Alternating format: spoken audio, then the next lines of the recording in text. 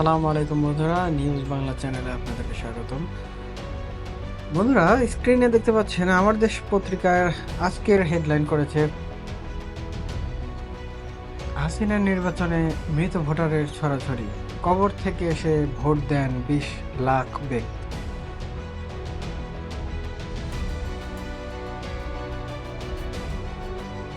ভারতের আরও একটি যুদ্ধবিমান ভূপাতিত করার দাবি পাকিস্তানের, যুগান্তর। কাকরাইলে এখনো জগন্নাথের শিক্ষার্থীদের অবস্থান, সমাবেশে যোগ দিতে আসছে একের পর এক বাস। প্রথম আলো।